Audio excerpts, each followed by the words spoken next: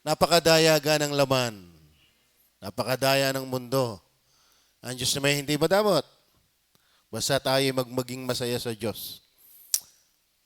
1 to 12, ganito po sabi ng Bible, Anak ko, huwag mong kalimutan ang aking kautusan, kundi ingatan ng iyong puso ang aking mga utos. Sapagkat karamihan ng mga araw at mga taon ng buhay at kapayapaan ay madadagdag sa iyo. Huwag kang pabayaan ng kawan katotohanan. Itali mo's palibot ng iyong liig, ikintal mo sa iyong puso. Sagay makakasumpong ka ng lingap at mabuting kaunawaan sa paningin ng Diyos at ng tao. Tumiwala ka sa Panginoon ng buong puso mo at huwag kang manalig sa iyong sariling kaunawaan. Kilalanin mo siya sa lahat ng iyong mga lakad at kanyang tuturo ang iyong mga landas. Huwag kang magpakapanta sa iyong sariling mga mata. Matakot ka sa Panginoon at humiwalay ka sa kasamaan. Magiging kagalingan sa iyong pusod at utak sa iyong mga buto. Parangalin mo ang Panginoon ng iyong tinatangkilik at ng mga unang bunga ng lahat mong ani. Sagay mapupuno ang iyong mga kamalig na sagana at ang iyong mga alilisan ay aapawan ng bagong alak. Anak ko, huwag mong hamakin ang parusa ng Panginoon, ni mayamot man sa kanyang saway, sapagkat sinasaway ng Panginoon ang kanyang iniibig, gaya ng ama sa anak na kanyang kinaluluguran. Tayo manalangin, Panginoon Diyos, sa langit ngayon pong gabi, sa mga talataan naming muling pagbubulayan na iyong mga salita, ito po naway patuloy na maging kalakasan sa aming mga nalalabi pang araw, buwan, taon, marahil na paglalakbay patungo sa aming talagang panukdulang lugar ang iyong tahanan. Pagpalaan niyo po kami sa pangalan ng Panginoong Hesus. Amen. Ang ating emphasis na talata ay nandoon sa verse 5, tumiwala ka sa Panginoon ng buong puso mo at huwag kang manalig sa iyong sariling kaunawaan and lean not unto thine own understanding. So, ang ating emphasis ay yung pag-lean o leaning. At yaman tayo na as pamilya pa, wala ko ditong word na family, pero kung iniwala, kinakausap dito yung membro ng pamilya, wala namang taong outside the family. Iba ko, kung kayo kung saan kayong galing pamilya. Ano? Lahat naman ang pinakamaganda lang sa atin, dalawa ang ating pagiging pamilya na maganda. Actually, naging tatlo pa nga dati. Napagaling ka ng mga anak ng Diyos. Naging pamilya ng Joblo. Di ka? Dati. Tapos pamilya ng Kumiya, pamilya ng Mercado, pamilya ng Abaha, pamilya ng Beranya, pamilya ng Dilen. Ayan, dami nyo. Ano? Pero sa lahat, maganda ay pamilya ng Diyos. Ano? Ay gumaling ka na ng pagiging sinasabi mo pinagmamalaking kilalang pamilya. Kung hindi ka kabilang sa tunay na pamilya ng Diyos, ay walang saysay, walang kwenta. Ano? So, tiyak nyo bang kayo ay kabilang sa pamilya ng Diyos? Kayo ba'y anak na ng Diyos? Ano ho? Kayo ho bagay anak na ng Diyos? Yan ho ang isa sa one of the premises why we believe in OSAS. Ano? Na ang pagiging anak ng Diyos, hindi yan nawawala. Ano? Pwede kang maglayas, pwede kang maging saramulyo, pero kung anak ng Diyos, katulad ka lang ng alibughang anak, hindi nawala ang pagtuturing sa iyong ikaw ay anak. Alam mo, sa totoo na, hindi talaga kayang alisin ang pagiging anak. No? Kaya ang kaligtasan, hindi ang kayang alisin. Pagtunay kang anak ng Diyos. Ano? Ay bakit si si Adan, dating anak ng Diyos. Ba't ngayon anak ng Joblo? Ano? Iba ho yung tinatawag na Benai Elohim and Binay Jehovah. Lahat ng nilikha ng Diyos ay anak sa pagiging nilikha. Ang tawag po diyan ay Benay Elohim. Anak ng Diyos, pagiging nilikha. Pero iba yung Benay Jehovah. Anak ng Diyos sa pagiging tinubos. Maanghel man, matao man, lahat ng uri o lahi, yan po'y anak ng Diyos sa pagiging nilikha. Kaya si Lucifer, anak din ng Diyos yan sa pagiging nilikha. Dahil wala namang umulpot kung walang Diyos na nanganak sa paglikha. Tama ba? Pero ikaw ay iba yung pagiging anak ng Diyos na bukod sa ikaw ay nilikha, tinubos ka pa. Ang kabilang sa pagiging pamilya ng Diyos ay hindi lang yung ikaw ay nilikha, kundi yung tinubos. Kaya John 1:12, ang nagsitanggap ay pinagkalooban niya ng karapatang maging mga anak ng Diyos. Nilinaw yan kung paano nangyari yung pananampalatayang yan. Verse 13. Kasi ang uso ever, doon lang nakatingin sa 12. Pero sa 13 ayaw. May debate yan mamaya. No? So, leaning to God, family, and lean not unto thine own understanding. Tatay, huwag kang mayabang. Hindi ka ang omniscient. You're not the Almighty One. Mother, kuya, ate, let us lean together to God. Amen? Well, ngayon, ang salitang leaning, lean, from the Hebrew word na shoan. Ibig sabihin to support oneself. To support oneself. Ibig sabihin, to support, balalayan ang sarili. Ibig sabihin, suportahan ang sarili. To lean, lie, lumagay, magtiwala, rest, stay. Tayo po ay tumiwala, lumagay, mamalagi sa Diyos. Huwag sa ating karunungan. And lean not unto thine own understanding. Tama ba? We are not the omniscient one. Tama? Sa tatay. Nako. Ako ay kay pastor hindi makakatindi. Ang unawa ko yung Nako naman. Ano ba yung leaning? Makikita natin dito yung ilang pakahulugan niyan sa verses ng 1 hanggang 12. Tingnan natin yung verse 12. Pag sinabing leaning, based on the context, ito yung pagkilala sa Kanya sa lahat ng ating lakad. In all thy ways, acknowledge Him. Kasi, naglilin ka nga ibig sabihin, siya yung kinikilala mo sa lahat ng iyong hangarin, lahat ng iyong tatahakin, gusto mong sumalig sa Kanya. Tama o ba? Si Lot, kaya naman Lot, ay hindi sumalig kung saan si Abraham ay nakasalig. Tama?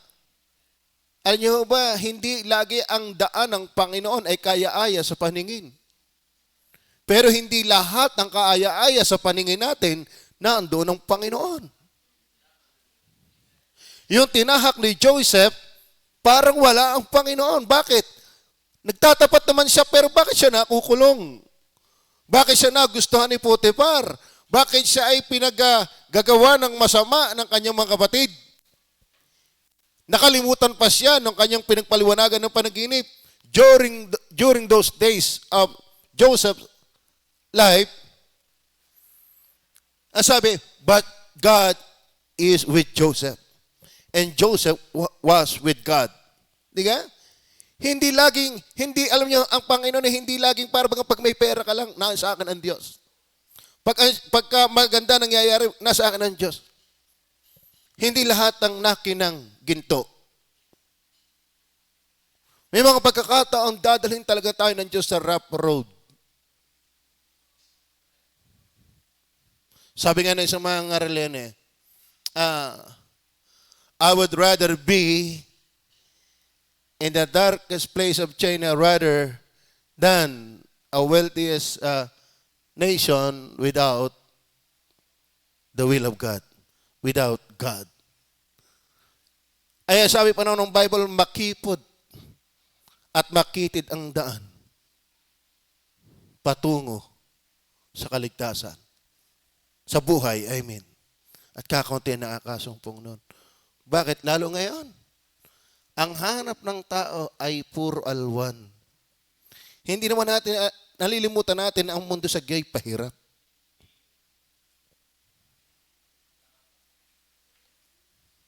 Be careful.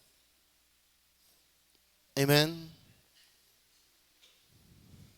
Nalilimutan natin na minsan, ang alwan ay nasa hirap kahit nahihirapan ka sa pagsunod sa Diyos.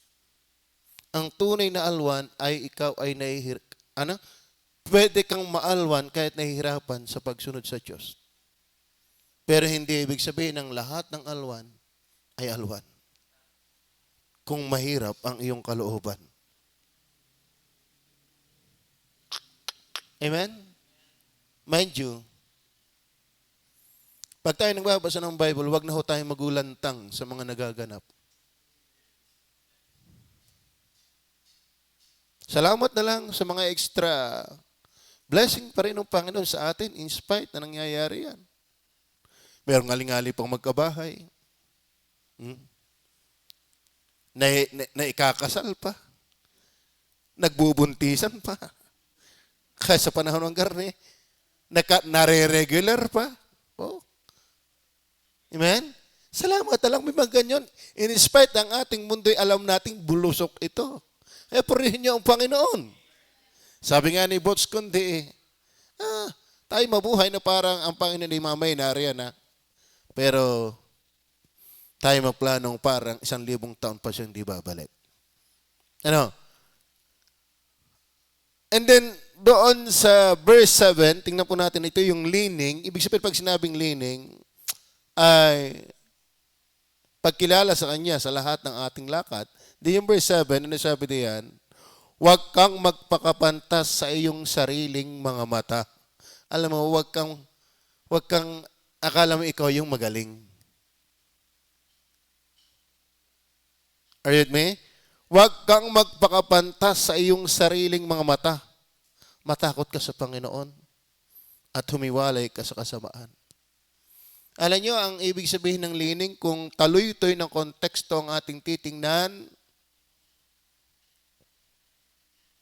sa Diyos ka sumalig, huwag sa iyong sariling alam. At ang pagsalig sa Diyos at hindi pagsalig sa iyong sariling alam, matakot ka sa Diyos. At ang pagiging takot sa Diyos, humiwalay ka sa kasamaan. Hindi parehong pwedeng kinakapitan natin, kabanalan at kasalanan. Hindi parehong pinagsasabay nating lapitan, liwanag at dilim.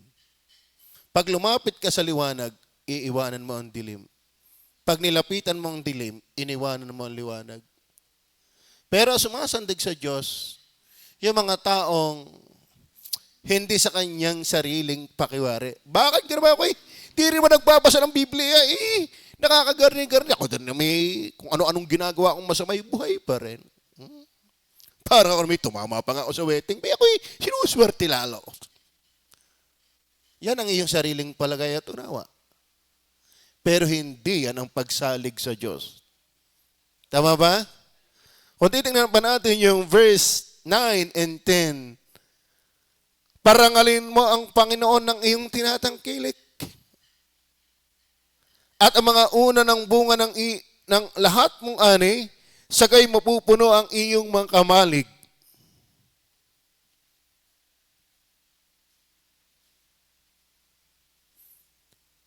Nang sagana, at ang iyong mga alilisan ay aapawan ng mga bagong alak. Ano niyo sumasalig sa Diyos? Nasunod sa kanyang sinasabi. Amen. Tapos na tayo sa family. Intro na yan sa giving uli.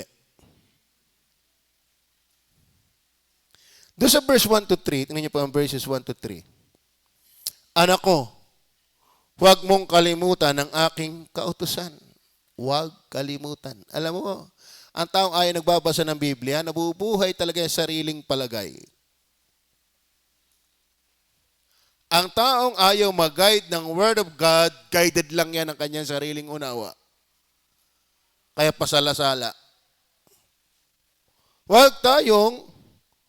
Huwag mong kalimutan ang aking kautusan, kundi ingatan ng iyong puso ang aking mga utos.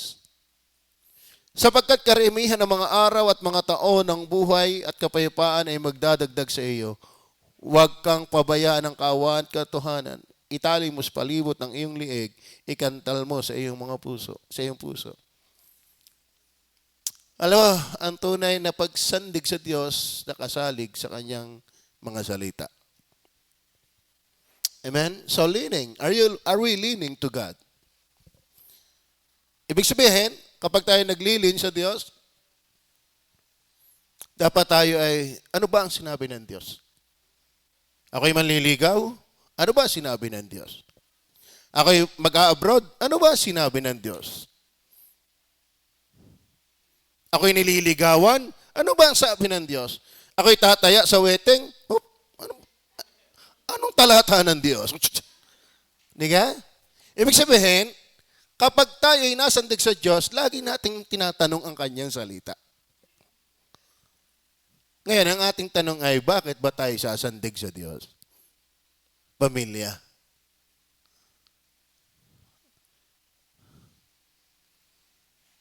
Bakit ba tayo sasandig sa Diyos? Una, sa verse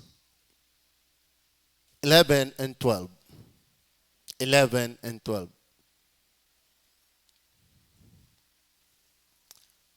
Anak ko, huwag mong hamakin ang parusa ng Panginoon ni mayamot man sa kanyang saway. Maraming baptist na yayamot sa saway eh. Kasama pa ba kayo doon? Tapang-tapang naman ang preaching. Ako'y pinipersonal eh. Verse 12. Sapagkat sinasaway ng Panginoon ang kanyang iniibig.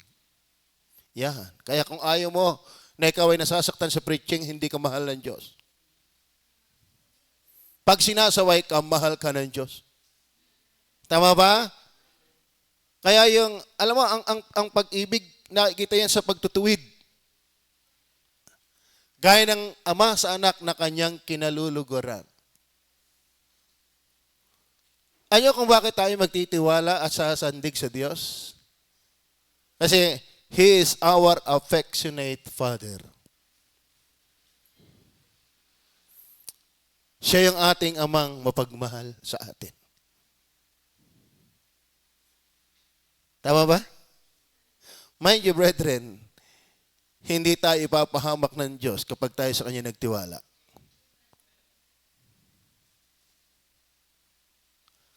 Hanggat kaya ko, manalangin, hanggat kaya kong gagawin kong protection ko sa aking anak at sa aking asawa. Hanggat kaya ko, ibibigay ko ang aking buhay sa gawain ng Panginoon. Bakit? Mahal ko ang gawain ng Diyos. Nakatawa nga si Pastor Hernandez napanood nyo ba yung video? Nasa ospital na, sama ng lasa, gawain pa rin ang iniisip. Pagtulong-tulungan natin ang gawain. Mayroon naman din, nasa simbahan na, TikTok pa ang pinag-uusapan. Mobile Legend pa ang pinag-uusapan. Alam mo, sana ako'y nakapuntos na mataas na sana ang ranggo ko Kalahin mo yan, nasa loob na ng simbahan. Samantala, itis Pastor Hernandez, dilaang na. Gawain pa rin ang bukang bibig. Mahal nyo ba ang gawain ng Panginoon? Alam mo, pag mahal mo ang gawain ng Panginoon, hindi mo yan pababayaan. Tama ba? Hindi mo pababayaan na ikaw ay hindi nakakatulong dyan. Alam niyo po, tayo po ay mahal ng Ama bilang kanyang anak. To the extent na tayo namamali, kanya tayo pinapalo. Bakit tayo magtitiwala? Bakit tayo sasalig sa Diyos? Ang Diyos ay mapagmahal sa kanyang anak.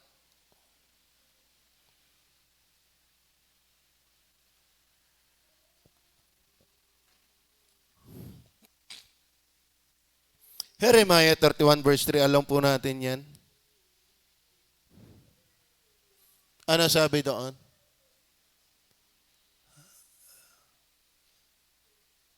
Anong sabi doon? Okay. Okay. Jeremiah 31 verse 3. Ano lang? Okay, ako na nga bubukas.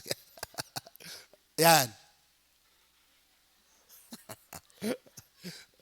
Ang Panginoon ay napakita ng una sa akin, nagsasabi, oo, inibig kita ng walang hanggang pag-ibig. Hindi yan totoo sa mga mag-asawa. Totoo yan sa Diyos. Ang Diyos lang ang kayang umibig na walang hanggan. Ano ibig sabihin ng walang hanggang pag-ibig? Unconditional love. Kaya tayo pa-backslide. Kaya tayo pamali-mali, pabuslot-buslot. Bakit? Hindi ka naman minahal ng Diyos dahil ikay magaling. Hindi ka naman minahal ng Diyos dahil hindi ka magkakamali. Minahal kita dahil minahal kita. Alam niyo ba kung ang babasihan lang ng Diyos, kaya titindi ang pag-ibig sa iyo dahil ikay gagaling, huhusay, hindi ka makakaasa ng pag-ibig ng Diyos kung ganyan. Before the very foundation of the world, kilala niya tayo kung sino tayo, but He still loves us with an everlasting love. Maging comfort sa atin niya, kaya tayo let us lean to Him. Because of His love.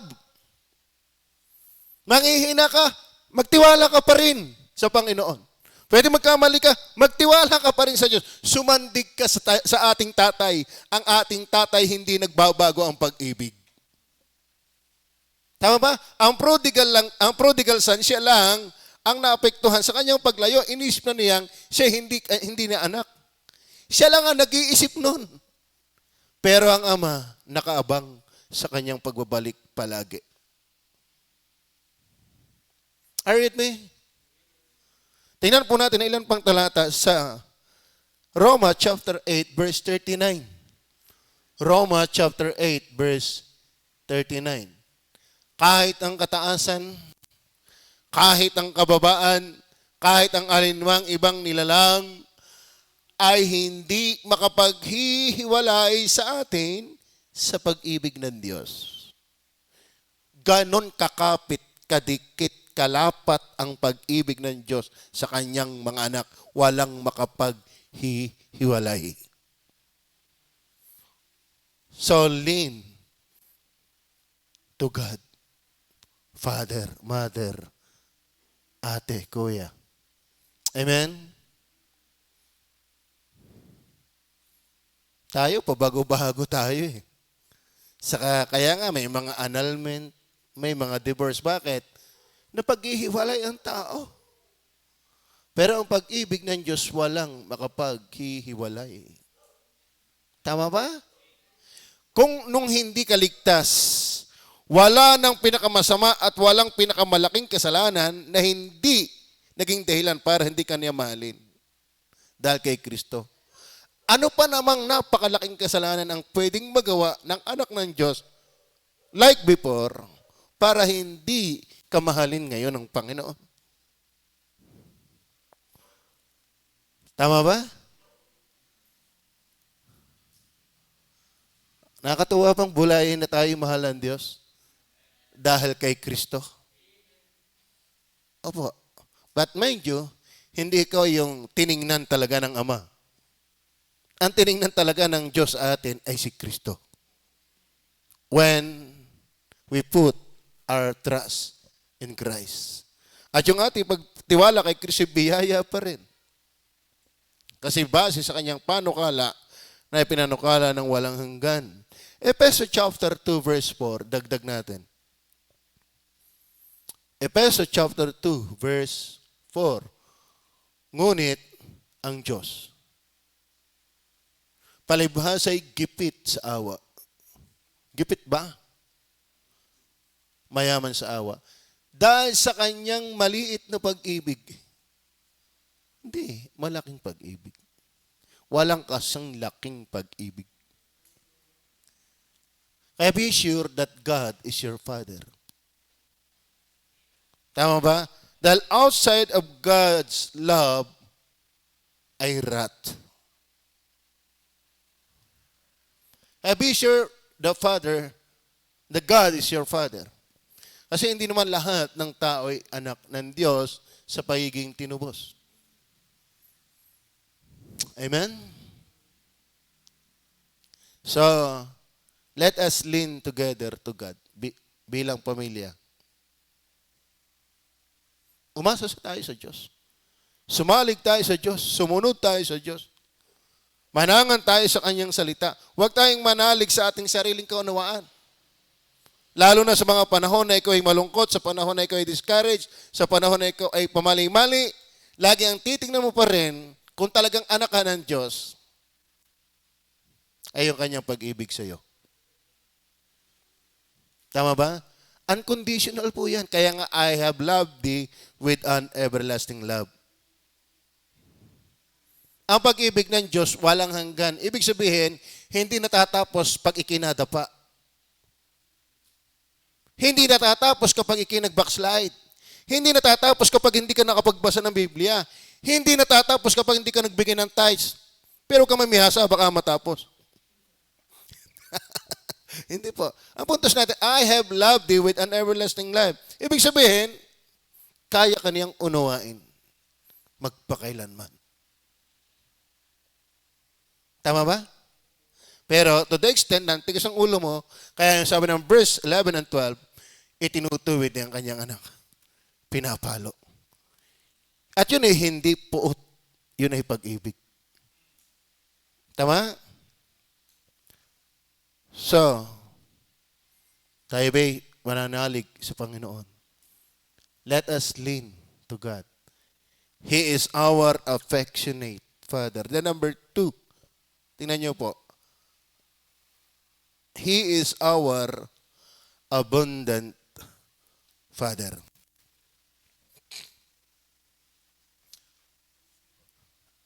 Leaning to God, family. Why?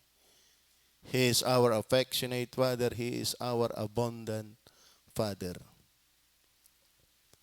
Oh.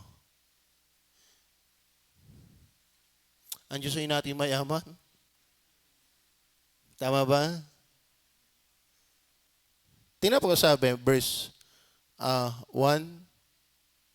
anak ko, huwag mong kalimutan ang aking kautusan. Kaya tayo kaya kung saan-saan tayo napapapunta hindi nayaman ang ating pagtitiwala sa Diyos. Inilalayo natin ating sarili sa Kanyang salita. Alam mo, pag mayaman ka sa Kanyang salita, mayaman ka talaga. Ang tunay na kayamanan ay spiritual muna. Hindi lahat ng mayamang material, mayaman talaga sa Diyos. Pwede kang bankrupt kahit ang yaman mo materially. Pero kahit sapat lang materially, pero ikaw ay masaya sa Diyos. Dahil tinuturuan ka, gumuguhit ang galak ng Diyos every time you read His words. Ang sarap. Kayo ba'y natutuwa pa magbasa ng Bible? Ay ako'y habang natagal nagpagbasa ng Bible, ako'y natutuwa. Mas lalong nalalim ang silip. Mas lalong natibay ang silip. Mas lalong natamis. Dati noon nakailang book wala pang lasa Ngayon isang chapter pa lang nakakatuwa na Isang verse pa lang nakakatuwa na. Tulog na agad Isang verse pa lang. Sabi niyan, anak ko, huwag mong kalimutan ang aking kautusan, kundi ingatan ng iyong puso ang aking mga utos. Bakit? Tingnan po natin ang verse 2. Sapagkat karamihan ng mga araw. Yun.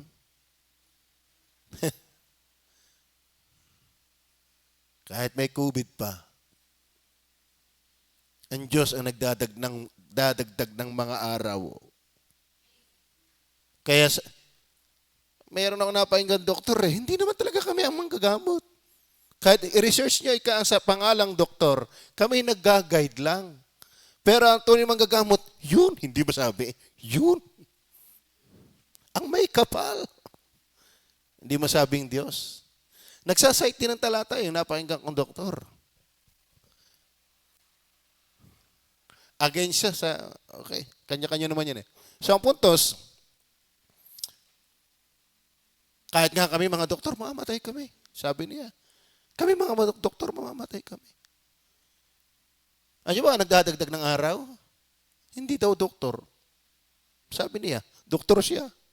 Pwede nga umikli din ang aming mga araw eh. So ibig sabihin mga batid, ang mayaman sa pagbibigay ng araw, hindi lang ng pag-ibig, pati Diyos. Gusto niyo bang mayaman ang araw mo? O bungang araw? Gusto ba natin lumawig ang ating buhay? Nasa Diyos yan. Nasa Diyos yan. Kaya sabi, huwag mong kalimutan ang aking kautusan. Kundi ingatan ng iyong buong puso ang aking mga utos sapagkat karamihan ng mga araw at mga taon ng buhay. Nabasa ko kanina sa isang Afghanistan, iwan ko nabasa sa Facebook, kaso lang asama na. 210 years old. Na isang lola ba yan o lolo? 210 years old. Pero talagang ano na, ay ano na, balat kamuti na. Pero ganoon siya, malakas pa. 210 years old. Kristiyano kaya yun? Ang dapat yun. Di, ano, ipinanganak yun, 18th centuries.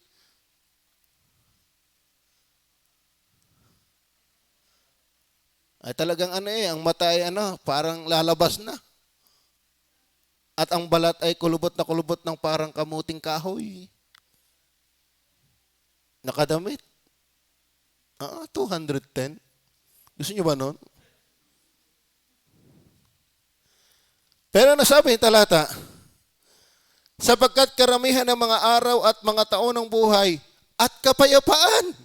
Yan pa maganda, hindi lang maraming araw, hindi lang maraming taon, ay kahit kay mahaba ang araw, mahaba ang taon, ay problemado ka naman. Pati kapayapaan na sa Diyos. Kapag hindi mo kinakalimutan ang kanyang utos. Ibig sabihin, maging masunurin tayo sa Diyos. Ang Diyos ay mayaman. Hindi lang sa pagpapatawad, hindi lang sa pag-ibig, maging sa mga araw, mga taon, at sa kapayapaan. Ay ano, madadagdag sa'yo. Kaya, maganda ang pamilya ay nakasalig sa Diyos. Tama ba? Naku, ang daming iniimbento ngayon. Kala may totoong napakahuhusay. Sabi nga ng Bible, siyang nagmamarunong ay naging mga mangmang. Ayun ba minsan, kung babasahin mo pa uli-uli ang Revelation, bago ka pumasok sa mga commentary, yung iba naman kaya hindi nagbabasa ng commentary, lalong walang maintindihan. But English. Ano? Di ka't may mga magpapatak na mga bagay sa langit at ang 1/3 ng lupa ay nasunog at ang dagat ay pumait. Kasi alam natin na yung kalawakan, marami ng satellite yan. At yan ang pinagmamalaki ng mga bansang mayaman. Ilan na ika ang amin na alpalpasan dyan.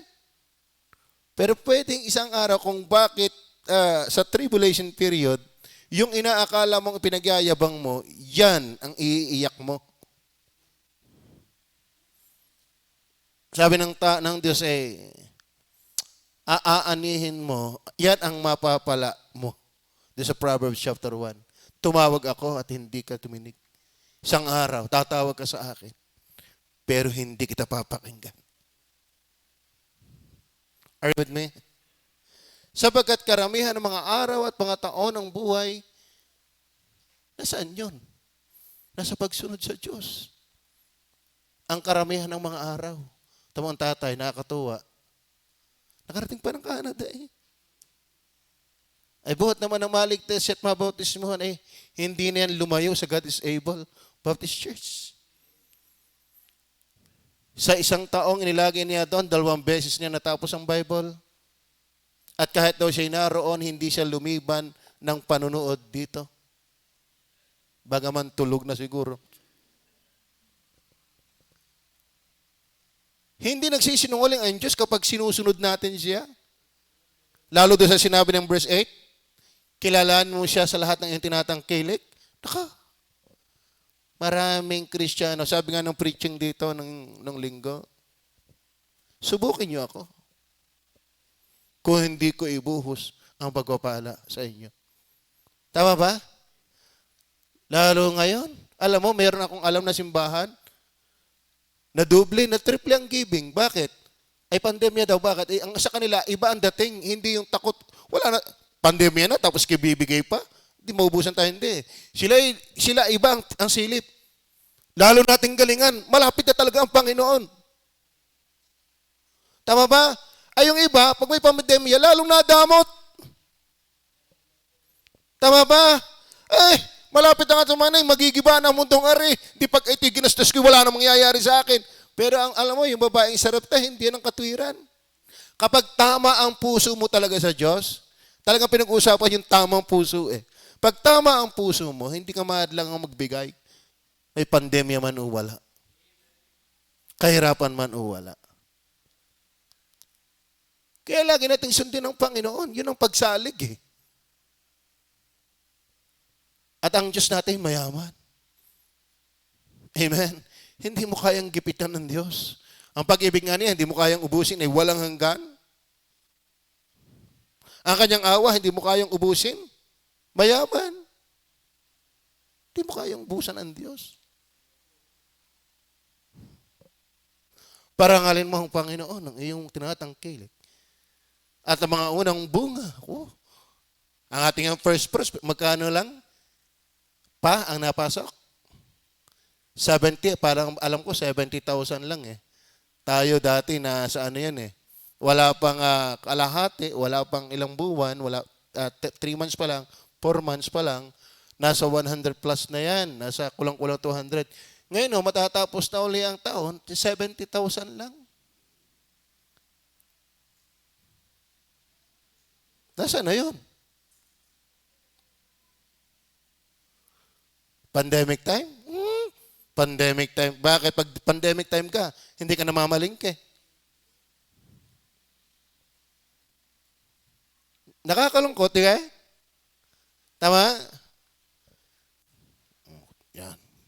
Yan. Yung iba, hindi na nagtatights. Hindi na talaga nagtatights. Tapos gusto yung laging bukas ang aircon. Hindi naman nagtatights. Tama ba? Alam kung gusto mong pagpalain ka ng Panginoon, magtiwala ka sa Diyos. Huwag mong pag-alinlanganan ng kanyang salita. Tama ba? Dahil ang Diyos ay hindi mo kayang ubusan ng pagpapala. Maaraw, mataon, kapayapaan. Kumusta kayo? Mga nandito at nanonood. Are you giving your tithes faithfully?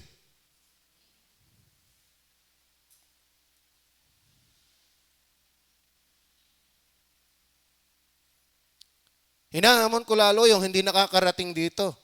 As a live streaming lang nanonood. Na membro. Hindi excuse yan. Kung talagang anak ka ng Diyos, magpagamit ka sa Diyos. Tama ba? Kung masasanay ka rin lamang, masanay ka sa tama.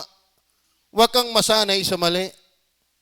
Masanay ka nagbibigay. Huwag kang masanay sa hindi nagbibigay.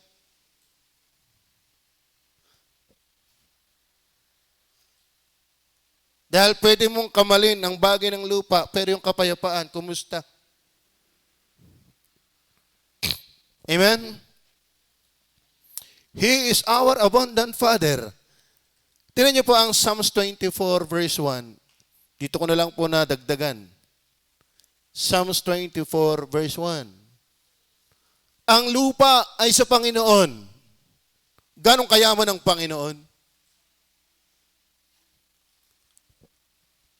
Tenant ka lang ng Panginoon.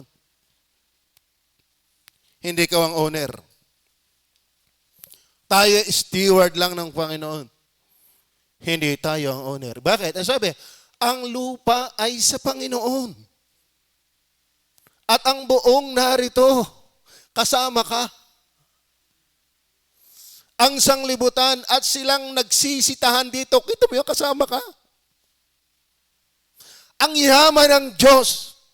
Kaya dapat tayong sumalig sa Kanya. Leaning to God. Why?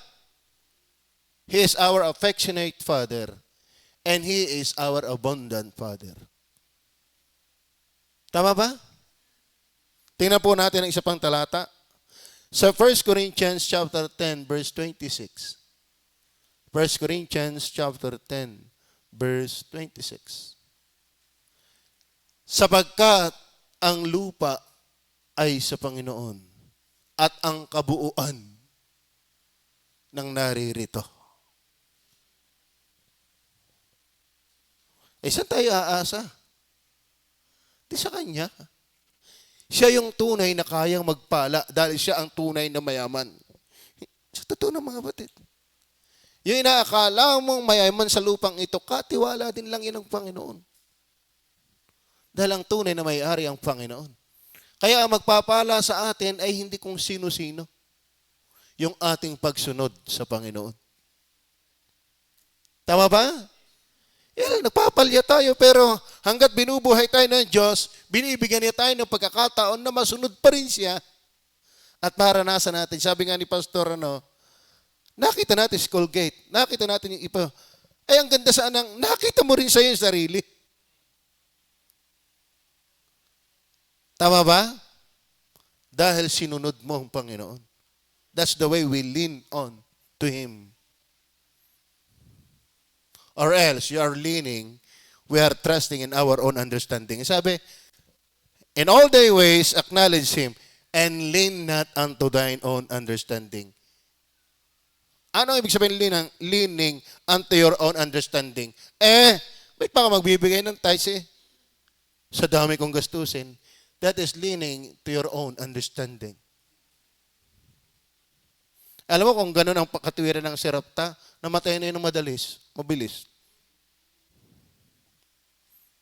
Nagmamarunong pa tayo sa Panginoon, kaya lalang walang mangyayari sa atin. Pag sa Panginoon yan. Tama ba? Ang tithe sa Panginoon yan. Ang linggo sa Panginoon yan. Ang Wednesday ng gabi sa Panginoon yan. Huwag kang mga tuwiran, bulok ka.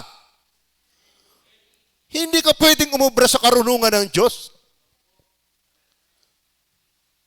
Amen? Wala hong valid reason para hindi ka sumunod sa Diyos. Ngayon, kung nasasanay kang pasaway sa Diyos, nasasanay kang hindi nasunod sa Diyos, you are leaning to Him. You are not leaning to Him. You are leaning to your own understanding. Hey, mind you are not the omniscient one. Si Pastor Benny Abante napainggan ko once, isang araw, tapang ng preaching. Kasi isa siya sa nilalapitan ko Ngayon sila, maraming namatay. At parang nung mabungaran ko, marami nagbo-volunteer ng mga membrong tumutulong. At sabi niya, tulungan niyo yan. Tulungan niyo yan. Tulungan niyo yan. Bakit? Kilala ko kung ganong kaaktibo yan. Pero yung backslider na yan, huwag kayo magbibigay dyan kasing kung sibangot. Siya daw, pagka namatay backslider, hindi siya nagsiservice. Ano sasabihin ko doon? Lupit Alam mo, namatay backslider. Isang taon din nagpapakita. Tapos magsiservice ako dyan. Ano sasabihin ko dyan? Baka kaya nga pinatay ng Panginoon yan Ang tigas-tigas ng ulo. Tapos magsiservice ako dyan. Matikas yun. Pero tama. Minsan mga kapatid, ang galing-galing nating humingi. Ang galing-galing nating dumaing. Ikaw ba'y deserving? Ikaw ba'y masipag sa Diyos? Ikaw ba'y nagtatapat sa Diyos? Alam mo, kapag hindi ka nagtatapat sa Diyos, mananatili ka lang pabigat sa buhay. You are not worthy to be blessed. Though you are being blessed. Kasi pwede kay blessed spiritually dahil anak ka lang ng Diyos. Pero you do not enjoy more blessings because you are disobedient one. You are leaning to your own feeling. You are leaning to your own understanding. And sometimes, nakakalungkot, ang ginagawa pang reference, yung kapatid, hindi yung salita ng Diyos. Bakit ka siya? Hindi naman nagsisimbay ayos din.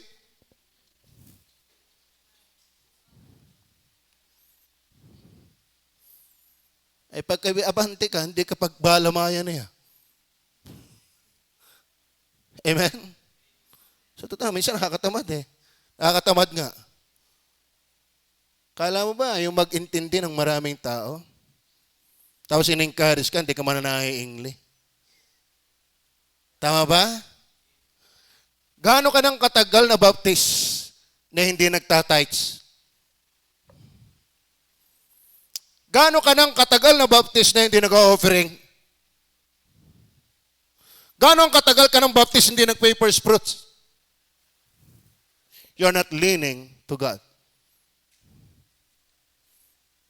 He is our abundant Father. Alam mo, ang tunay na nagpapala sa atin, Diyos. Diyos ang magpapala sa atin. Kasi hindi naman yung company mo ang may-ari ng world. Hindi teacher mo ang may-ari ng world. God is the owner of everything. He is the one who is very much able to bless us. As long we lean on Him. Amen. Amen. Kaya pag na-adapt ko yun, nakakalungkot, Dapat tayo sa pagaling, hindi sa paok-ok. Mga kapatid, dapat tayo sa patuyag, hindi sa palubay. Tama ba? Tama ba? Alam mo, sa totoo na, minsan naisip ko, kundi lang ng visitors natin, aalisin ko yung live streaming natin Kasi maraming kaya naman pumunta dito, umaasa na sa live streaming. Sa totoo na, kung hindi lang dahil may mga bisita tayo, aalisin ko yung live streaming natin. Kasi maraming membro nasasanay. Pwede mo pala sa live streaming, di pa ako sisimba. Yan ang utak mong makipot.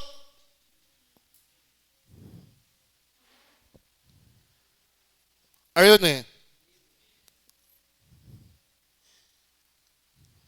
Dapat tayo sa pahusay. Tama. Dapat tayo nagsisikap lahat. Dapat tayo encouragement sa lahat-lahat. Ano ba? Kayo ay kalungkutan sa pastor nyo. Kung kaya nyo naman, ayaw mo magsikap. Nabigat ang puso ng isang leader kapag ang isang pinapangunahan, kaya namang gawin, hindi gawin. Tapos isang araw, lalapit ka. Pastor mo rin naman ang mag-iisip sa'yo.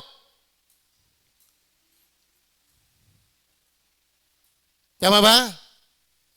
Amen! Kung ang pastor sana, utak member lang, kayang-kaya kong gawin yan. Pero hindi. Let us lean together to Christ. Tama ba? Amen. Kami nananalangin magkabahay. Kalupa. Pero niyo ba? Sa halip na kami mag-ipon, pag may nadating sa amin, binibigay pa rin namin yung sapat. Dapat ay sa Panginoon.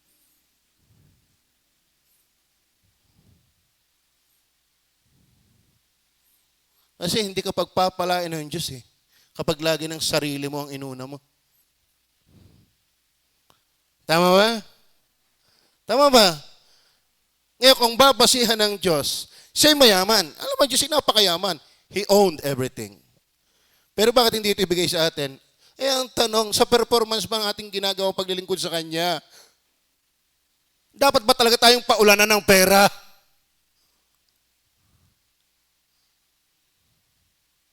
Tama ba? Kung ang babasihan lang ng Diyos para ikipagpalain dahil si mayaman, uobserbahan niya yung tithes. Are you worthy to be blessed? Kung babasihan niya ang iyong pag-attend sa linggo ng hapon, are you worthy to be blessed? Kung babasihan ng Diyos at titingnan niya ang iyong attendance for prayer meeting, are you worthy to be blessed? Kung titingnan niya ang iyong araw-araw na ginagawa, kung nagbabasa ka ng Biblia o nanalangin, are you worthy to be blessed?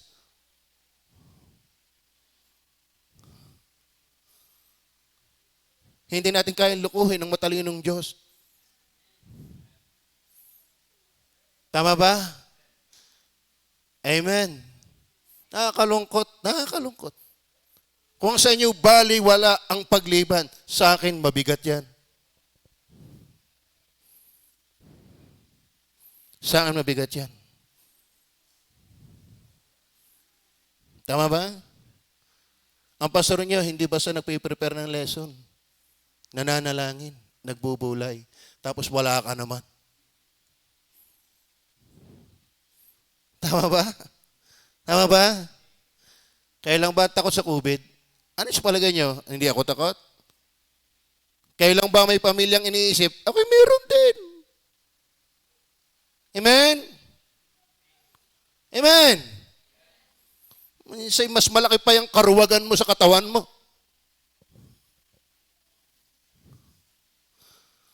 Pag malaki pa yung pagkadusungan mo sa katawan mo, hindi ka uubra. Tama? Okay. He is our abundant Father. Number 3, not only He is our affectionate Father, He is our abundant Father, He is our also administering Father. Verse 5 hanggang 7. Ano po sabi ng verse 5 hanggang 7? Tumiwala ka sa Panginoon ng buong puso mo at huwag kang manalig sa iyong sariling kaunawaan. Huwag. Sa Panginoon ka tumiwala. Ay, pastor, kung may nagtitiwala. Alam, pag sinabing nagtitiwala ka, sinusunod mo siya. Tama ba? Huwag mong laging maging bukang bibig na nagtitiwala ka sa Diyos, pero hindi mo naman siya sinusunod.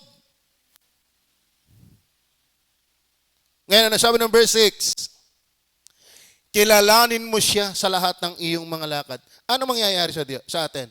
Kanyang ituturo sa iyo ang mga landas. Siya nag-a-administer, siya yung nag-guide. Kaya sa Diyos tayo magtiwala. Sumandig. Siya ang tunay na mag-guide, magda-direct sa atin, mag-a-administer sa atin. Huwag yung iyong palagay, huwag yung karunungan. Naku. Ako'y maniniwalang ikaw ay ang galing at dapat sundan, paniwalaan.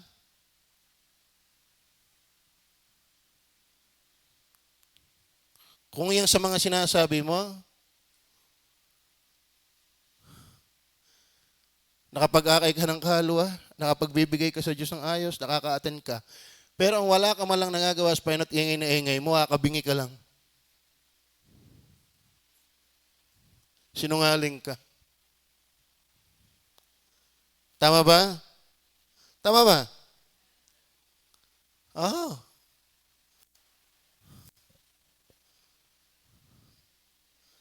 He is our administering Father. Kanyang ituturo ang iyong mga landas. Wow! Hindi ka mapapadagaya kay Manalo. Ang sugo ng Diyos. Nagsabadista muna. Nag-charismatic muna. Bakit? Hindi na ituro ang kanyang landas. Sa kanyang sariling karunungan sumalig. Sa Diyos ka sumalig. Sa kanyang salita ka sumunod, hindi ka mananatiling. Sabi nga, pag sinabing leaning, staying with Him. Manatili ka sa Kanya. Tama ba? Hindi ko alam kung gano'ng kahaba ang ating taon. Ako ngayon natutuwa kay Pastor Hernandez Di lang na mamatay Ang kanyang bukang bibig, gawain, gawain, gawain, gawain. mamatay na yon. Pero salamat, ang tingin ko ay yung huling balita ay si Ate Bita ay ilalabas na. Si Pastor Hernandez ay ayos-ayos na din. At siguro isang araw ay ilalabas na. Praise the Lord, salamat sa panalangin. Amen? Pero siya ay naandun na sa kalagayan, gawain pa rin ang kanyang hinahanap. Amen. Kumusta po tayo mga kapatid? Kumusta ho tayo? Dapat itong pandemyang ito ay magdulot ng revival. Pagkatakot sa Diyos, hindi paglayo sa Diyos. Salamat na lang may mga bisita lagi tayo. Amen? Sa loob at sa labas. Pag hinaramdaman ko, wala ang bisita. Nanonood siya. Ire-rest muna natin yan.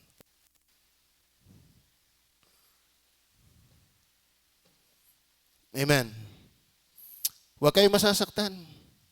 Huwag kayong magtatampo. Nagsasabi po ako ng totoo. Tama ba? Supposed to be, yung live streaming natin, pang-bisita yan. At saka patirang nasa abroad.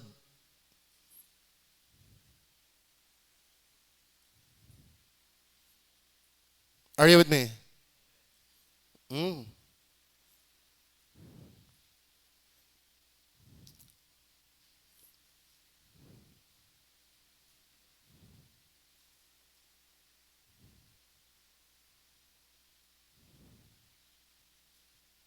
Verse 7, huwag kang magpakapanta sa iyong sarili mong mata.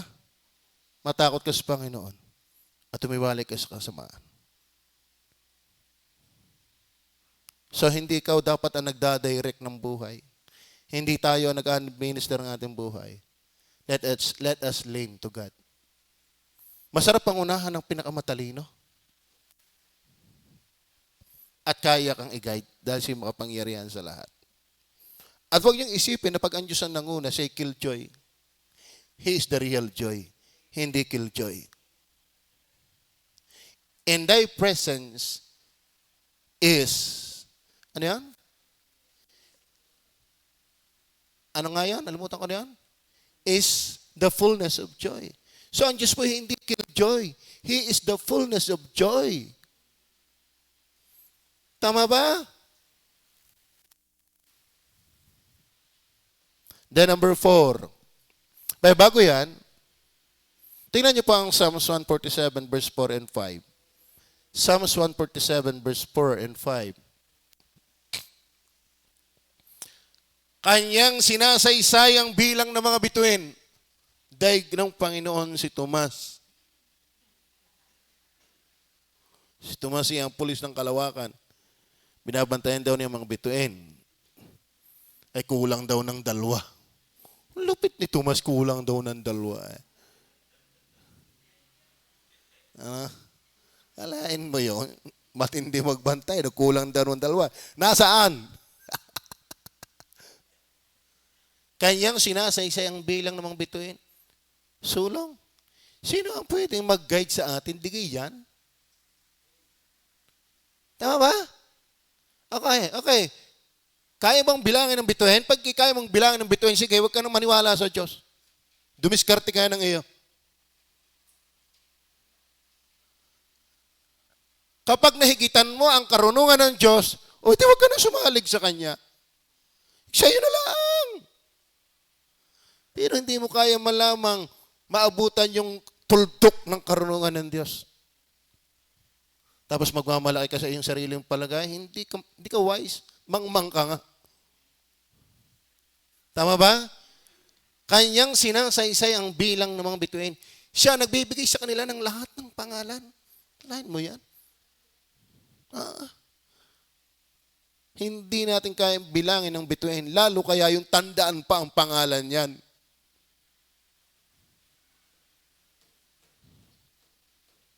Amen. Yung ang bibi, hindi ko maintindihan kung alin doon ang lalaki at babae. Yung mga itik. Ay, doon kaya sa hanip. Alin kaya lalaki doon?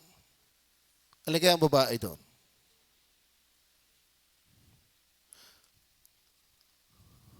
Ang Diyos ay hindi magkakamali at hindi malilito.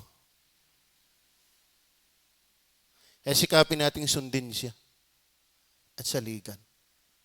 Amen? At sana ang ating pagsunod sa Diyos, hindi pag tayo nasa Pilipinas lang. Maging pag nasa abroad ka na. Tama ba? Hindi lang pag nasa loob ng simbahan. Lalo pag wala sa simbahan. Nasa school ka. Nasa bahay mo. Sikapin natin sa biyaya ng Diyos. Amen? Siya yung guide natin. Hebrew chapter 4 verse 13. Hebrew chapter 4 verse 13. At walang anumang nilalang na hindi nahahayag sa kanyang paningin. At walang anumang nilalang na hindi nahayag sa kanyang paningin. Ngunit ang lahat ng mga bagay ay hubad at hayag sa harapan ng mga mata na yung ating pagsusulitan. Walang anumang nilalang na hindi nahayag sa kanyang paningin. Lahat ay hubad. Lahat ay alam niya. Kaya let us lean to God. Leaning to God. Family. Siya lang po ang maalam. In fact, siya lamang ang makapangyarihan sa lahat. Siya lang ang Diyos. At ako naniniwala mga minamahal, na kapag talagang tayo ay sumusunod sa Kanya, hindi tayo pababayaan ng Panginoon. Nagkukulang na nga tayo, hindi pa tayo niya pinababayaan. Tama ba? Eh di lalo kung tayo talagang nasunod sa Kanya. Sumasalig sa Kanya. Sa totoo na lahat sa atin may mga mali, pero hindi pa rin tayo pinababayaan. Bakit? Mayaman siya sa pag-ibig. Mayaman siya sa awa. Pero iba, ako wala, hindi nako-confine lang doon ang biyaya ng Diyos. Pwede niya tayong pagpalain materially, financially. Kaya sabi ni Pastor Benny Abante, minsan napahinga ko yung preaching niya doon sa Good Shepherd eh. Sabi niya, alam ko itong Good Shepherd, grace ito eh. Grace yan ito. Kasi naniniwala ang Good Shepherd, si Pastor Hernandez, tanungin mo si Pastor Hernandez personally, siya naniniwala sa tulip. Ewan ko ba yung iba hindi maniwala dyan, kukultuhin pa. Hindi mo na lang naiintindihan, kukultuhin mo pa. Sa totoo na, kaya kong akong dapat magsabi niyan eh, pero hindi namin sinasabi. Pastor Hernandez, naniniwala yan sa grace. Pastor Benny Abante, naniniwala sa grace. Pero bumanas Pastor Benny Abante, baka naman ang alam lang ninyong grace ay salvation. Pero ang mas doon yan, ang grace na tinutukoy doon ay material. Dahil lang giving. Are you with me? Parang sinampal ang Good Shepherd na baka naman ang alam ninyo lang ang grace ay pang salvation. Pero kanyang lilinangin ang 2 Corinthians chapter 8 and 9, ang grace na tinutukoy dyan ay giving. Tamang sabihin tayong lahat ng anak ng Diyos ay mayaman. Dahil tayo anak ng Diyos. Pero hindi naman masama na ikaw ay magkaroon din sa lupa dahil anak ka na ng Diyos. Pero yan ay nababase. Paano mo siya sinasaligan? Paano mo siya sinusunod? Tama ba? Minsan pride na rin yan eh. Basta alam ko ako ay anak ng Diyos, garni-garni. Pero ako ang Diyos hindi madamot. Ang Diyos ay mayaman para hindi tayo bigyan ng higit sa ating inaasahan. Lalo tayo nagsisikap magtapat sa Kanya. Tama ba? Amen. Tama ba? O, ano sabi? Mapalad sila nagbibigay kaysa tumatanggap. Eh pagka alam mo lang kaligtasan, ay baka nga nakakapagduda pa yan. Hindi pwedeng makonfine lang sa kaligtasan. Mag-grow ka sa ibang bahagi. Are you with me? And then number 4. He is our augmenting Father. He is our augmenting Father. Ano ba augmenting? Ibig sabihin, ang augment, boost, enlarge, strengthen, intensify, expand. So, ibig sabihin, ito ang aking nasi din sa inyo.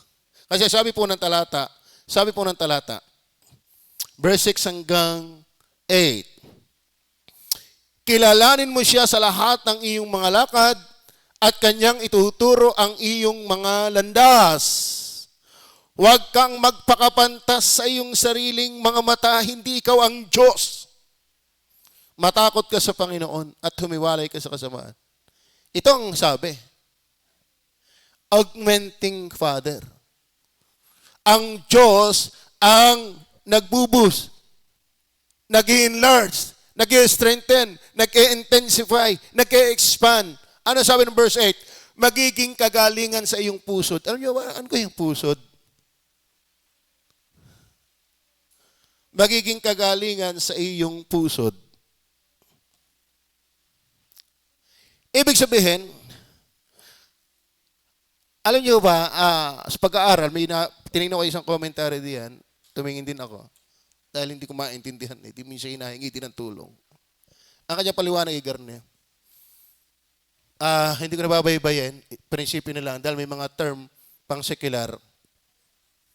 Talagang ang baby ay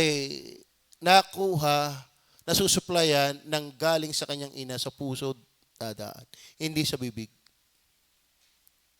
At yung nakukuhang sustansya, nag-ano sa dugo, umaabot dyan sa marrow ng buto. Kung bakit tumitikas ang buto, nagkakaroon ng buto, lumalaki, lumalago. Ano ba? Ang sumusunod sa Diyos, i-expand ng Diyos talaga. Para siyang pusod na nakabit sa kanyang ina. Hindi natin namamalayan, yung baby, palaki ng palaki, natigas sa mga buto, luluwal, palaki. Bakit? Ini-expand. Diyan inilarawan kapag ang Diyos ang iyong sinasaligan.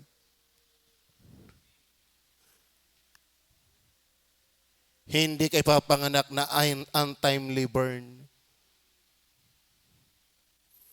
Ikaw ay magiging normal, magiging maayos. Ang iyong buhay ay pagpapalain. Kaya sabi, magiging kagalingan sa iyong pusod at utak sa iyong mga buto. Mga kapatid, hindi ka magiging parang mongoloid, hindi ka magiging abnormal, hindi ka magiging untimely birth. Magiging ayos. Bakit? Sa Diyos ka nasalig eh. Siya sinusunod mo eh. Kaya meron mga Christian life parang hindi normal eh. Sabi nga ng isang babasahin ko na kay bata pa sa Panginoon, mayroong isang magazine na nabasa, isang picture ng isang baby, pero ang mukha, 70 years old. Ang build up ng body ay pang baby, ang size, ang height. Pero 70 years old. Ang sagwan tingnan na baby ang size, pero ang mukha, ang kulubot ng balat, ang size ng mga buto ay 70 years old. Ganyan yung Kristiyano na pasaway sa Diyos. Natagal lang sa taon, pero hindi normal ang buhay. Naintindihan niyo ba gayon? Kahit nga sa mga baboy yan eh, may mga bansot na tinatawag. Tama. Hindi maganda ang paglaki. Alam mo, kapag ikaw'y talagang Kristiyano, na hindi ka masunuri sa Diyos, Kristiyano ka, at hindi ka committed, hindi normal ang buhay mo. Maunahan ka pa ng bago. Naintindihan nyo gayon? Yan po ang nangyari sa 1 Corinthians chapter 3. Sa ano sabi? Dapat kayo ay pinapakain ng lamang kati pero hanggang ngayon ay gatas pa rin. Bakit? Kayo ay mga karnal, hindi kayo spiritual. Doon sa Hebrew chapter 5, kung di ako nagkakamali, sa kaluwatan ng panahon, dapat kayo mga guru na. Pero kayo kinakailangan pang turuan ng gaya dati, hindi na ng lamang kati, kundi ng gatas. Bakit? Abnormal eh. Are you with me? Pero ano ba mga kapatid? Kapag tayo naglilin sa Diyos, magiging kagalingan sa iyong puso at utak sa iyong mga buto. Compare po natin sa Ecclesiastes chapter 11 verse 5. Tingnan niyo po. Ecclesiastes chapter 11 verse 5. Kung paano hindi mo nalalaman kung ano ang daan ng hangin o kung paano mang lumalaki ang mga bata sa bahay bata na buntis. Ay ba, sino ba nagpapalaki ng bahay bata? Anong buto sa bahay bata na buntis? Diyos. Diyos. Kaya sabi ko yan, Diyos ay abundant. Siya ang magpapalat, magpapalaki sa atin. Ayan, tanong. Trust in the Lord with all thine heart and lean not unto thine own understanding. Huwag tayo mga tuwiran sa Diyos. Huwag tayo magaling pa sa Diyos. Di ubra yun. Alam mo sa totoo na, kapag ang ating pamali-mali, sa halip natin i-confess, ihingi ng tawad, pinapangatwiran natin, akala mo lang wala. Sa totoo na, on the long run, ikaw din naman ang apektado. Tama ba? Hindi naiiwasan isang araw yung ating kamalian na sa halip na pagsisihan ay pinangangatwiran pa. Later on makikita mo, marirealize mo na pag-iwanan ka na ng panahon. Bakit? May sakit ka eh. Hindi ka lalago. Sabi, siya na nagkukubli ng kanyang pagsalangsang ay hindi ginawa. Alam mo, kapag ikaw ay nabubuhay sa kasalanan, sa halip na magsisi, ay pinagtatanggol mo pa, pagsisisihan mo yan isang araw. Yung iba sayang-saya, ikaw ay hindi maging masaya. Bakit? May sakit ka eh. Hindi normal ang buhay mo. Tama ba? Ano sa totoo, nakakapagod yung ang dami mo lang napakinggan. Ang dami mong nalaman. Kahit pa tayo umimbita ng marami preacher dito, as long na hindi natin ginagawa yung pagtitiwala, pagsunod sa Diyos, hindi rin uubra. Tama ba? At nangyayari isang araw, mga karnal ang mangyayari, ang gusto kong speaker ay yun. Yun ang gusto kong speaker. Sa totoo na, kaya kayo nagkagayaan, na-inform ka lang pero hindi ka na-transform. May gana ka pa ngayon mamili na magkuturo sa iyo. Sa totoo na, ang kailangan lang naman, sumunod tayo. Tama ba? Amen. Last. He is our adorning Father. Tingnan niyo po ang verse 3 and 4. Verse 3 and 4. Ano sabi ng Bible? Huwag kang pabayaan ng kaawaan at katotohanan. Ibig sabihin, laging dapat ito'y nasa iyo. Itali mo sa palibit ng iyong liig. Ikintal mo sa iyong puso. Ano mangyayari? Sagay makakasumpong ka ng lingap at mabuting kaunawaan. Makakasumpong ka ng lingap. Bakit? Alam mo yung adorning? Tingnan ko po yung ibig sabihin ng ID. Kasi ang pinupuntos dito, kung bakit tayo maglilin sa Diyos, ang Diyos ang nagpapaganda ng ating buhay. Are you with me?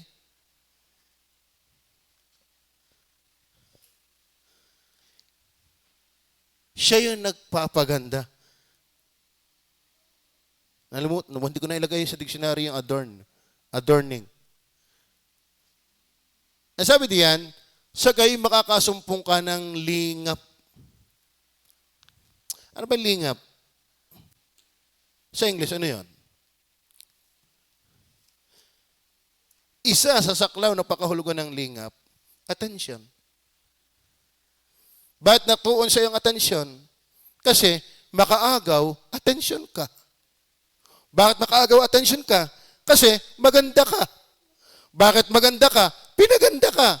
Anong paganda sa iyo? Yung pagsunod mo sa Diyos. Tama ba? Sinong lumilingap? Tingnan niyo po, sabi ng verse 4. Sabi ng talata. Nasaan yan? Verse 4. Sa gayo'y makakasumpong ka ng lingap at mabuting kaunawaan sa paningin ng Diyos at ng tao. Amen. Ibig sabihin, kaya mga kapatid, huwag tayo sa ating sariling sanling at huwag ang tao dito. Diyos ang ating tukmuin. Diyos ang ating sundan. Diyos ang ating panalagyan. Diyos ang ating salalayan. Dahil Diyos ang nagpapaganda ng buhay. Tingnan po natin, punahin po natin yung salitang kaawaan at katotohanan. Ang sabi diyan, huwag kang pabayaan ng kaawaan at katotohanan. Tingnan niyo po yung John, kung sino po yung pinatutungkulan, pinipersonahan na yan. John 1 verse 14. Tingnan niyo po. At nagkatawang-tawang berbo, at tumahan sa gitna natin, at nakita namin ang kanyang kaluwalhatian. Anong klaseng kaluwalhatian? Meron taglay ang Panginoon. Kaluwalhatian gaya ng sabugtong ng Ama. Napuspos ng biyaya at katotohanan. Huwag kang pabayaan ng awa at katotohanan. Ibig sabihin, ang pinipersonage pala niya si Christ. Ibig sabihin talaga, ang Ama ang nagpapaganda sa atin kay Kristo. Alam mo sa mga kapatid, kapag ang Diyos sinusunod natin, si Kristo ay lagi sumasa atin, ikaw na ang pinakapogi at pinakamagandang nilalang. Dahil nakukuha mo ang lingap ng Diyos at lingap ng tao. Kung pastor pa lang sa iyo, discouraged na paano pa ang Diyos? Are you with me? Amen. At alam niyo ba kung gaano karilag ang Panginoon? Tingnan po natin. Bago yan, tingnan mo natin ang Galatia chapter 3 verse 27. Galatia chapter 3 verse 27. Sapagkat ang lahat ng sa Kanya'y binautismuhan kay Kristo ay ibinihi si Kristo. Mga kapatid, ang ating ganda sa paningin ng Diyos ay si Kristo. Doon sa Matthew 3:17, wag na lang ilagay. Ito ang aking lubos na kinalulugdan, anak. Di ba? Ibig sabihin, ang kinalulugdan ng Ama ay ang anak. At kapag tayo ay nasa kay Kristo, at si Kristo yumayaman sa ating kaisipan at sa ating pamumuhay, nakakasumpong tayo ng lingap sa paningin ng Diyos at paningin ng tao. Kaya kung nating mamaliitin niya tayo nasa halig sa Diyos. Dahil tayo pinagaganda ng Diyos. Amen? Tama ba? Nako. Talagang, alam mo, ang buhay na may sinabi, hindi yung ikta-iktarya lupa.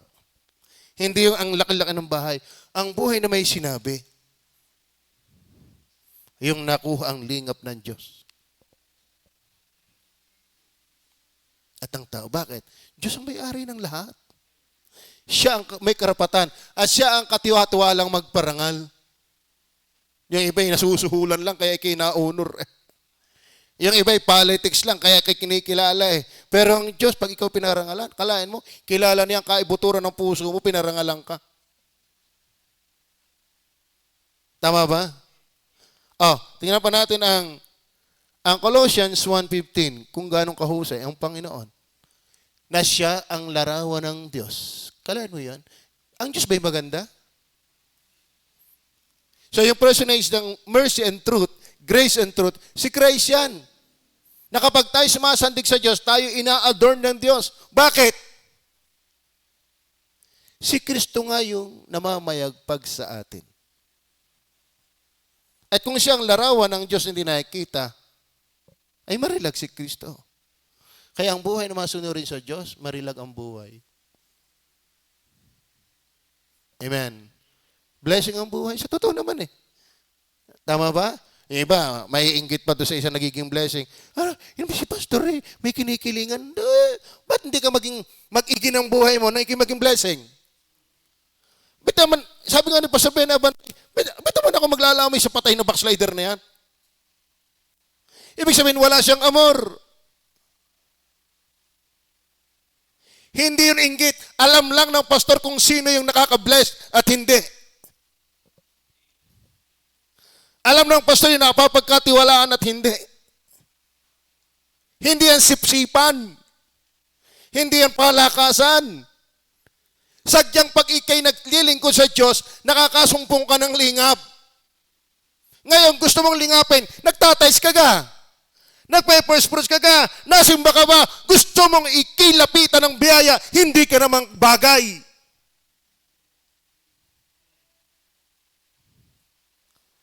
Tama ba? Tama ba?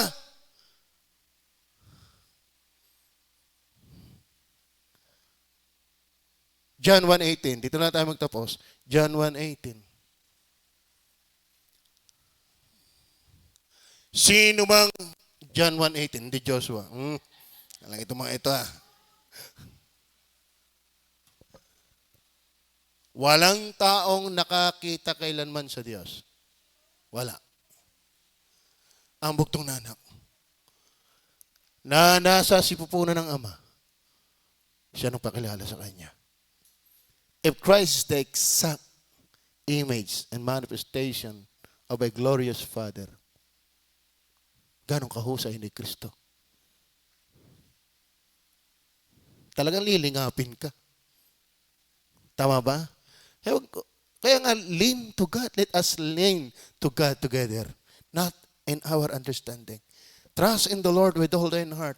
And lean not unto thine own understanding. Alam mo kalimitan, kapag tayo nakasalig sa ating katwiran, yan ay pangangatwiran lamang. Kalimitan nangyayaring nakasalig sa kanyang sariling katwiran, malaking porsyento'y pangangatwiran lamang. Wala kang balit na pangangatwiran sa Diyos. Amen? Para hindi ka magtiwala sa Kanya. Tabi manalangin. Mapagpala naming Ama, ngayon pong gabi, sana'y nakita po namin sa huling usapan ng pamilya na sana ang ama, ang ina, magkakapatid, wala kaming tingnan saligan ng aming pamilya, kundi ang Panginoon lamang. Hindi ito killjoy, hindi ito corny. Ito yung totoo. Naranasan ito ng maraming tao. Kami napapakinggan lang. Pero sana hindi lang namin napapakinggan, kundi maranasan namin.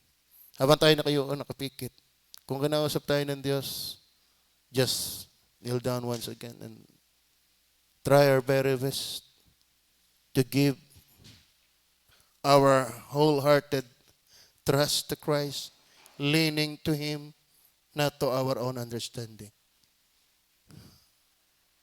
God bless you. God bless you.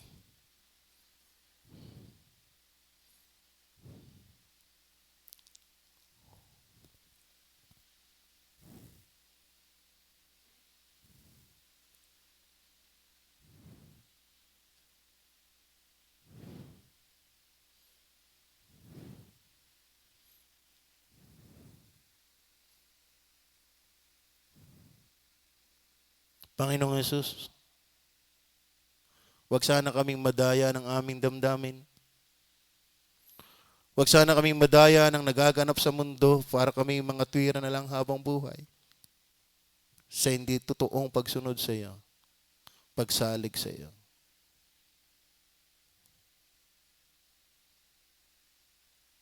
Help us to lean sa iyo.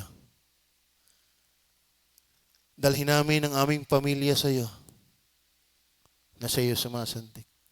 Dahil ikaw ay karapat-dapat. Ikaw yung aming mapagmahal na Ama. Ikaw yung aming mayamang Ama. Ikaw yung aming marunong na Ama na dapat lamang gumabay sa amin.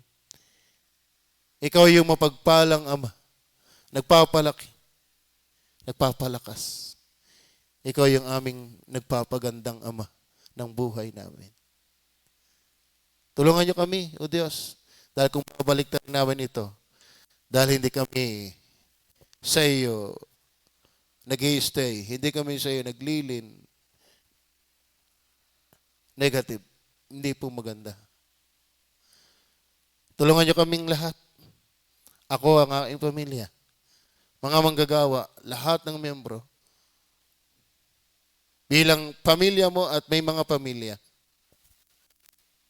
huwag namin ipagsapalaran ang buhay na hindi sumasalig sa iyo.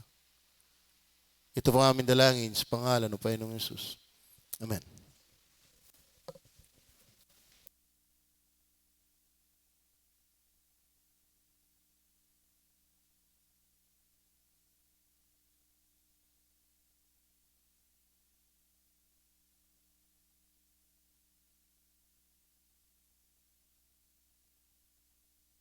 check.